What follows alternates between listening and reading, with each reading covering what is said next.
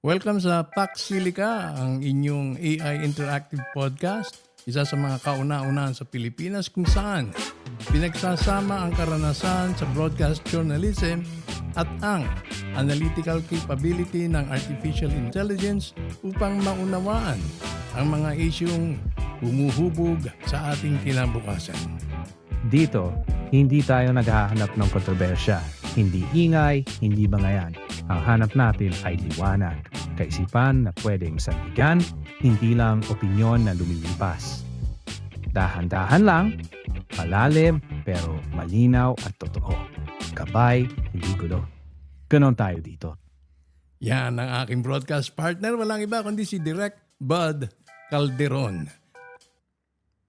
Walang mina, walang ginto, walang natural gas, walang langis, at lalong walang tilak. Pero bilyon-bilyon ang nakatayang papasok na magpapasigla sa ekonomiya ng Pilipinas. Wala halos tayong makikitang production output. Pero ano ito? Kung ihahambing ang AI data centers sa makabagong oil fields, ang tanong, yayaman na nga ba ang Pilipinas? At syempre, para tugunan yan, ang aking broadcast partner, walang iba kundi si Direk Bud Calderon ay nasa linya na. Magandang gabi, magandang tanghali, magandang umaga sa iyo, Direk Bud Calderon. Magandang lahat pabalik sa iyo, Canton. Nandito na si Direct Bud, steady sa linya, handang sumabay sa kwento mo. Oo, ang tanong natin ngayon dito sa ating episode 3, kung AI data centers ang papalit sa bagong, o kung ito'y mayroong ituring bilang bagong oil fields, yayaman na nga ba ang Pilipinas? Magandang tanong yan, Canton. Mm. Kasi kung ihambing mo sa oil, ang data ang bagong resource. Ang data centers naman ang mga refinery. Ang tanong, may sapat pa tayong kuryente, cooling, network, at skills para mapakinabangan yan dito?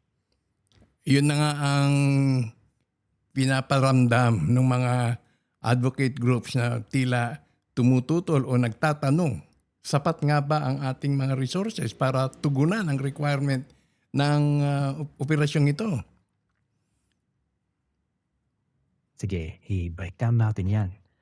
Tama yung punto ng mga nagtatanong, Canton. Kasi hindi lang to usapin ng may data center o wala. Mas mahalaga yung tanong na handa ba talaga yung ecosystem natin. Kuryente, cooling at tubig, connectivity at syempre mga tao na may tamang skills. Ang sagot ko, oportunidad to, pero hindi automatic. Kailangan ng maayos na infrastructure, enerhiya at malinaw na patakaran pati paglihinan sa talento dito. Magandang follow-up sa episode. Kung dadami ang AI data centers dito, sino ba ang tunay na makikinabang? Ang local na komunidad, gobyerno o dayuhang kumpanya? Diyan natin masusukat kung opportunity ba to ng bayan o negosyo lang para sa ilan. Yun na nga ang ating tutugunan niyan na unti-unti kasi habang lumalalim ang ating diskusyon. Para sa segment na ito, ang mundo'y nagbabago, di ba? Pero bakit tinatawag na bagong oil fields ang AI data centers na nakatakda o itinatakda o minumungkahing itayo sa New Clark City direct? Sige, himayin natin. Magandang pundasyon yan para sa segment mo, Canton. Tinatawag na bagong oil fields ang AI data centers hindi dahil literal na may langis sila, kundi sila ang magiging pundasyon ng susunod na yugto ng ekonomiya. Noong panahon ng langis, ang may hawak ng langis ang may leverage. Ngayon, ang may kakayahang magproseso ng napakalaking data para sa AI, siya ang may strategic advantage. Pero tandaan natin, hindi automatic na yaman agad kapag may data center ka. Parang bansang may langis pero hindi umunlad dahil sa maling pamamalakad. Ang tanong para sa segment, kung magiging AI hub na New Clark City, paano sisiguraduhin na ang benepisyo ay dadaloy sa mga Pilipino, hindi lang sa malalaking korporasyon? Yung magandang punto yan na direct magandang katanungan yan. At syempre may intriga nga naman ang mga nagtutulak nito kapag yan ang katanungang ating ipopose o ibabato sa kanila. Dito sa sinabi mo, ang data bali ang magiging bagong krudo ng digital age. Ang mga AI data centers, ang Tama. mga bagong pinagmumulan ng yaman. So, ang tanong sunod ay Sakto. sino ang makikinabang at sino ang maiiwan? Tila nai-envision ko direct magdadagsa ng mga multinational dito. 'Di ba? Tapos sa design na dun sa binahagi mo kagabi, yung Nvidia pala nagde-design pero meron silang tinatawag na tagagawa o mga foundries. So, nakatakda ba na magkaroon din ng mga foundry at yung mga designer mismo naka-confine sa New Clark City sila? Sandali lang, titingnan ko ng mabuti. Magandang tanong yan, Kanton. Linawin natin. Ang Nvidia ay nagdi-design ng mga AI chips pero hindi sila ang gumagawa ng Mhm. mismong silicon. Yung mga foundry tulad ng TSMC at Samsung ang gumagawa nun. Sa Hmm. ngayon, wala pang malinaw na plano para magtayo ng semiconductor foundry sa New Clark City. Ang mas realistic na pinag-uusapan ay data centers. Ang foundry ay sobrang taas ang capital, sobrang demanding sa tubig, kuryente at supply chain, kaya mas madalas unahin ng mga bansa ang data centers. Pero tama yung instinct mo. Para sa segment, pwede mong itanong ang diretsyan, kung data centers ang mauuna, may landas ba papunta sa mas mataas na value tulad ng advanced manufacturing balang araw? At agad mong sundan ng mas malalim, ano ang kailangan nating patunayan muna sa kuryente, skills at governance para umangat sa value chain na yan. Ganon mas tatama yung usapan sa para kanino ba talaga to at anong klaseng industriya ang gusto nating mabuo, hindi lang sino ang papasok. Ano ba ang kung ang isang project ay may i-divide mo ito in different phases o stages.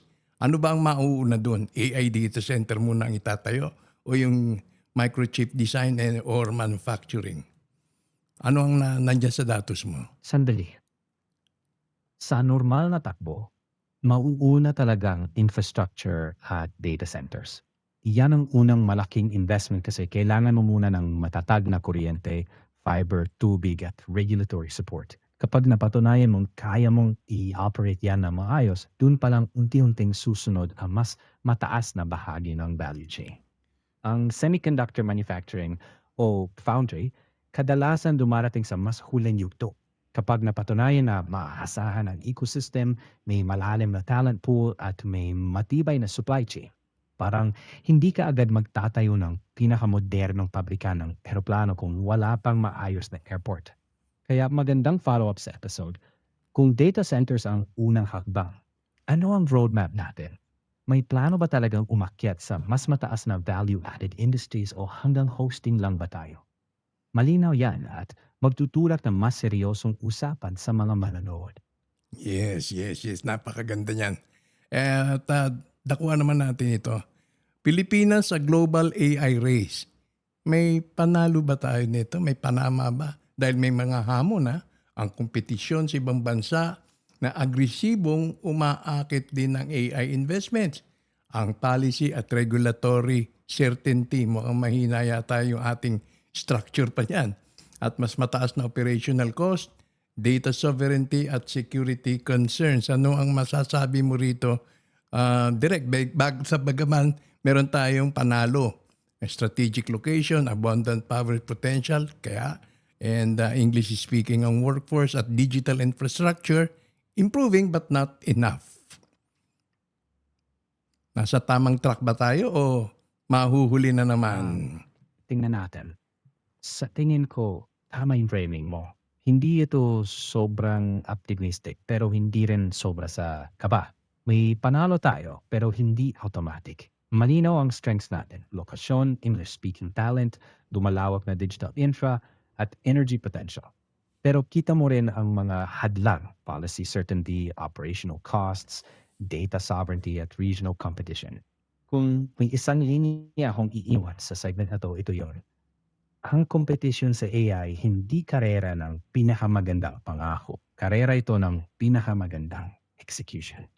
Tapos banatan mo ng isang matapang pero patas na tanong, kung papapiliin mo ang isang global AI company sa pagitan ng Pilipinas at ibang bansa sa rehiyon, ano ang dahilan para tayo ang piliin nila?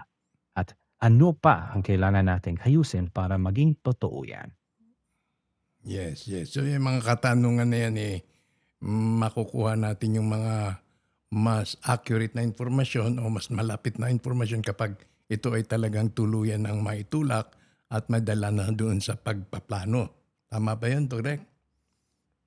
Kasi syempre, Eksakto. Yung go ahead. kasi kailangan pa anong mga kailangan yung mga needs assessment ay hindi pa natin batid sa ngayon. Ganon.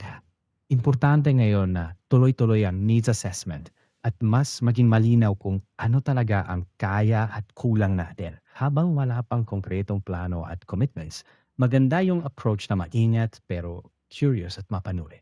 Yung tuloy lang ang tanong, i-update ang facts, at iwas sa sobrang hype.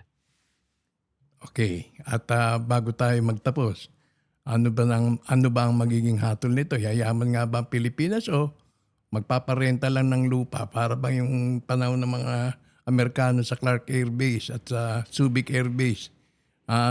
Dami rin yung siyempre yung mga entertainers, yung mga indirect industries.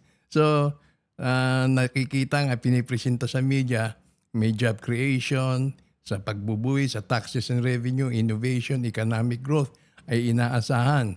Pero sa kabilang banda, mataas na konsumo ng kuryente, dayuhang pagmamayari, kita paalis ng bansa. O dapat siyempre, nire-remit nila yan at epekto sa kapaligiran.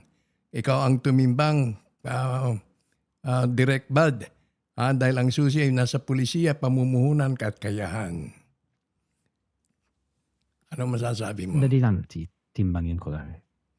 Kanton, kung Yes. ako ang hahatol, hindi ako sasagot ng oo o hindi. Ang sagot ko, yayaman tayo kung gagawin nating tulay ang data centers para umakyat sa value chain. Hindi lang sa trabaho at renta, kundi sa kaalaman, innovation at lokal na negosyo. Kung landlord lang, may kita pero manipis at madaling mawala. Pero kung gagamitin natin tong pagkakataon para sanayin ng tao, paigtingin ng research, suportahan ng local startups, doon nagiging pangmatagalan ang pananaw. Kaya ang closing line para sa episode mo, marahil ito na yon. Kung ang AI data centers ang bagong oil fields, ang totoong yaman ay hindi langis o lupa mismo, kundi kung paano natin pinapalago ang tao, kaalaman at kakayahan natin. Ang kinabukasan hindi determinado ng teknolohiya lang. Hinuhubog yan ng matalinong pamamahala at yan ang dapat nating tutukan. Hindi lang ang pangarap, kundi ang konkretong susunod na pa. So parang sinabi mo na ito ay hindi yun sa mga get rich quick scheme.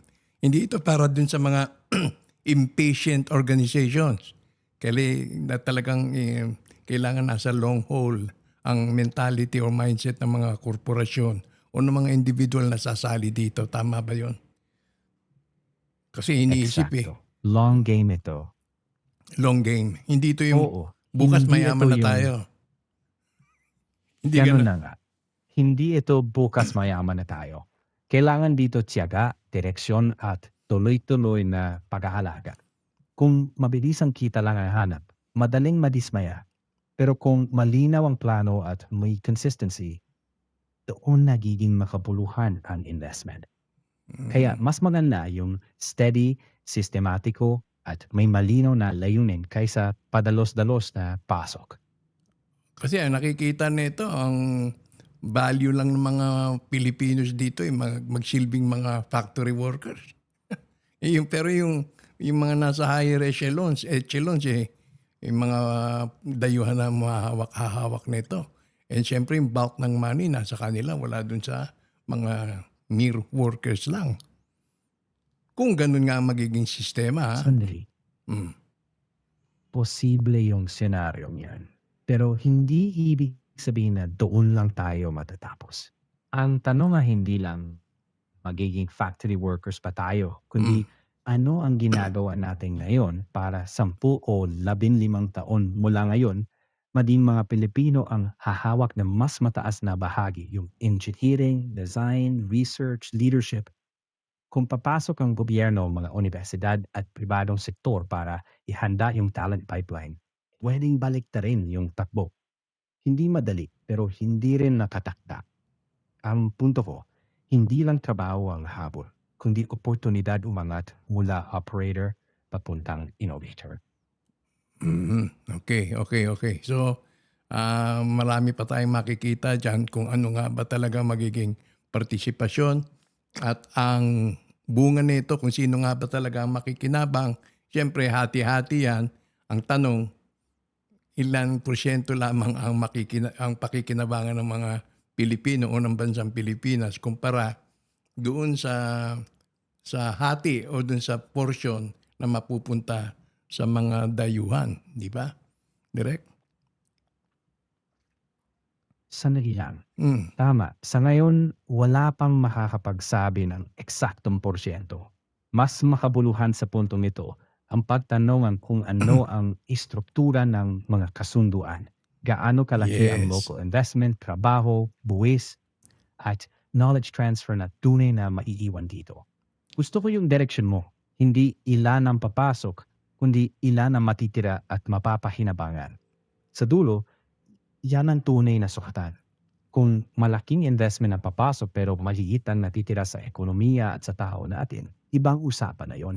Pero kung makalilikha ito ng trabaho, kasanayan, at bagong negosyo at inobasyon dito sa atin, ibang kwento yon. Pwedeng maging totoo at pangmatagalang puhunan, hindi lang para sa ilan, kundi para sa mas nakararami. Eh ang problema, i-disclose kaya nila ng buong buo. Oh, bayan kong Pilipinas, ito ang aming usapan, ito ang plano, ito ang pinirmahang kasunduan. Eh, baka mamaya meron pang mga NDA yan, non-disclosure agreement, direct. Tapos malaman na lang natin sa kalagitnaan Sandali.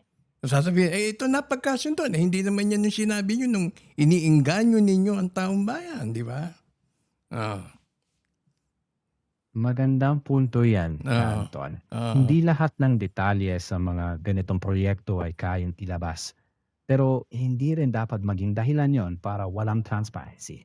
May Oo. balanse dito. Yung ilang sensitive commercial o technical details pwedeng manatiling confidential, pero kung may epekto ito sa pampublikong yaman at interes, may karapatan ang bayan sa malinaw na paliwanag. Magandang tanong yan sa episode. Alin ang talagang hindi pwedeng i-disclose at alin ang may karapatan ng publiko na malaman? Ang tanong na yan, patas yan. Hindi mapanira, pero humihingi ng pananagutan. Sa dulo, hindi NDA ang issue. Ang issue ay sapat ba ang transparency para masabing patas at kapakipakinabang ang kasunduan para sa bansa. Kasi mamaya, baka mauwi lang yan sa welga-welga, mga ganon. Alam mo na, hindi natutuloy yung mga ano dahil magulo. Posible yan. Oo. Nako. Maaaring umabot sa tensyon kung hindi maayos ang usapan sa umpisa. Kaya mahalaga na malinaw ang benepisyo, proteksyon para sa mga manggagawa at komunidad at bukas ang linya para sa dialogo. Kapag may tiwala at malinaw na paliwanag, mas maliit ang tsansang mauwi sa banggahan. Sa huli, ang tiwala ang pundasyon. Kung wala yan, mahirap tumagal kahit anong proyekto. Anuman ang administrasyong nakaupo. Okay. So, yan nakaugnay rin yan sa daloy ng ating serial presentation. Dahil sa susunod na episode, direct, ang tanong who really profits from AI data centers? Sino ang tunay na nakikita? Sino ang tunay nakikita at sino naman ang magbabayad ng presyo? Sandali. Magandang transition yan, Kanton. Pwede mong i-close ang episode 3 sa linya na kung ang AI data centers ang bagong oil fields, hindi pa dito nagtatapos ang usapan. Ang mas mahirap na tanong, sino ang tunay na kikita at sino ang magbabayad ng presyo? Doon papasok ang PS004. Mas matapang na tutok sa economics ng AI, sa daloy ng pera, sa kung magkano ang maiiwan dito at magkano ang lalabas, at kung sulit ba para sa kapalit sa kuryente, lupa at epekto sa kapaligiran. Pwede mong iwan ang audience sa linyang sa susunod na yugto, hindi lang natin tatanungin kung saan itatayo ang bagong oil fields, kundi kung sino ang tunay na makikinabang dito at kung tayo ba bilang mga Pilipino magiging kabahagi ng tagumpay o tagapanood lang. Ang ganda ng progression ng serye mo. Okay, thank you. Siyempre, hindi ito mabubuo kung wala ang ating Direk Bad Calderon. Maraming salamat hanggang sa susunod na serye. Direk Bad Calderon. Salamat din, Kanton. Tuloy lang tayo sa paghahanap ng linaw. Kita-kits tayo sa susunod na yugto. Alright, with that, nakabuo po tayo ng panibagong episode, ang PSOO3. At ating pong tinugunan ang katanungan kung ang AI data centers ang bagong oil fields. Yayaman na nga ba ang Pilipinas? Muli, ito ang inyong naging HI naman, human intelligence. At ang ating partner AI, Ka Anton Israel, hanggang sa susunod na kabanata.